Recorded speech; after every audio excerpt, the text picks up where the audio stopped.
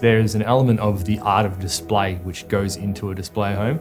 Working on something a little bit different and something that I personally wouldn't try and go after. It's bold, it's striking, it's got so many elements in it. Plunket Homes have wanted to display something new, and that's what creative people want to do, right? They want to show something different.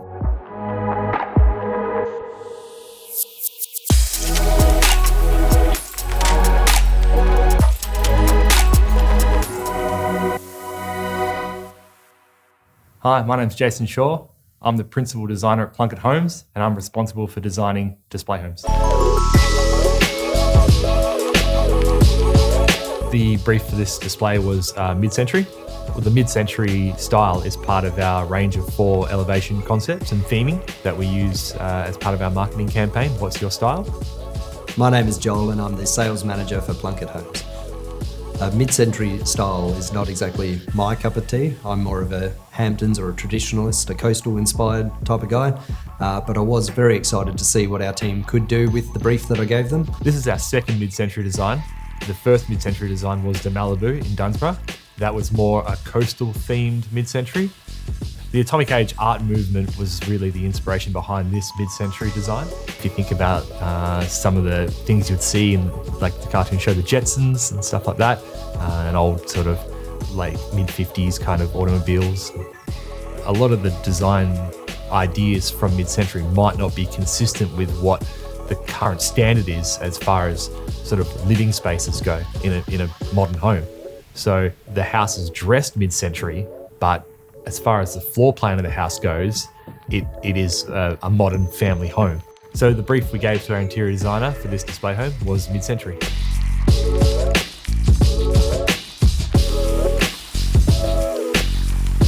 I'm Adriana from Hatch Interiors and I'm the interior designer of this display home.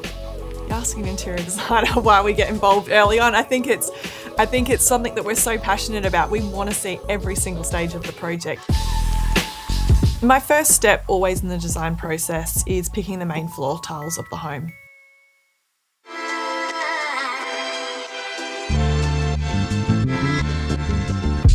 We're here at Tiles Expo today. We're going to be looking at the colour selections for Plunket's latest display home opening up in Lakelands. Given the brief of mid-century modern, I've created a little bit of an inspiration guide to help me while I'm going through the showroom to work out the colour selections and the style that I want to adopt to the interior. I really like this floor tile. This is where I have begun my whole colour selection process for the home. I always start with the main flooring of the home because it helps me with the kitchen selections, and I feel like the kitchen then leads on for me and my ideas for the rest of the home.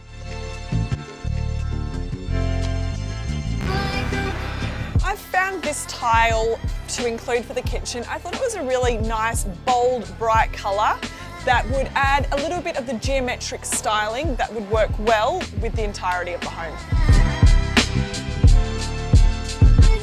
This is the main floor tile that we've picked for the home in the 600 by 600 size. I've got a bench top that I'd like to use for the space, plus as well that beautiful green tile. My next step would be to look at the cabinetry. I've been considering a few different timbers, but the one that I've been leaning towards the most is a colour by Laminex called Natural Teak. The warmth of the timber really reflects the styling of the mid-century, that really retro furniture that you can see now being replicated. Actually, what I'm thinking could be a good choice for the space is including this particular product here. It's exactly the same colour, but it comes in a finish called Nuance, which gives a beautiful veneer type finish to the laminate. My main hesitations with this is it just comes down to price and whether the builder will approve that. I'm meeting with Plunket next week to introduce the colour schemes that I've come up with today. I'm probably a little bit nervous about how they'll perceive this. Mid-century is a new style that's coming back in. I'm just hoping that I've sort of addressed the brief. What I find really exciting about this style is that we've got some adventurous items in it that I know will look really good. When doing some research, I really felt that the strong elements for this, which you had addressed, were the one-course bricks. Yeah. In doing so, I think that we could paint them rather than just having a red brick that could address an industrial styling. Sure. I think having a painted white brick is a cost-effective option, plus as well brings in that style from the 60s. Yeah, do you think you can maybe stagger it? Yeah, I think just for that, maybe that wall in particular, we can kind of have some play with the depths. Kind of, just the brickwork, maybe project some, or if there's any other kind of feature brick option, as far as like the one that has the pre-made kind of recesses in it, possibly. Yeah, that'd look pretty cool. Yeah. Could we bring that through to the inside of the house in any possible way? I like that the outside concept can flow through to the inside, and I think when we start looking at the inside of the house, you'll sort of see that addressed with the exterior colours. But is there a location that you think we could incorporate some? I reckon if we wrapped it down this main passage here, probably not the same feature as far as kind of like projecting bricks and stuff, but if we just did a straight common painted, maybe down that feature wall, and then possibly carrying it on out into the alfresco in some way, it could kind of tie that element in. Well, the design meeting is really important at that stage because it gives us a chance to sit down with Adriana and review all the selections for the display home and then adjust anything accordingly. At the moment, I'm leaning towards a marble look bench top, unique Calcutta to the island bench. Is that the matte one? That is the matte finish. Yeah. So pending budget, would love the marble bench top just to the island bench. I think the rest of the kitchen, we can pair it back to just a really standard bench top. When I create the interior design of particularly in display homes, I'll always probably try and push the boundaries a little bit about what I think should be included in here. The kitchen bench top was probably one really good example of that. It was beautiful Calcutta stone bench top. You definitely want to be able to represent finishes in the homes that are affordable and that anyone can achieve.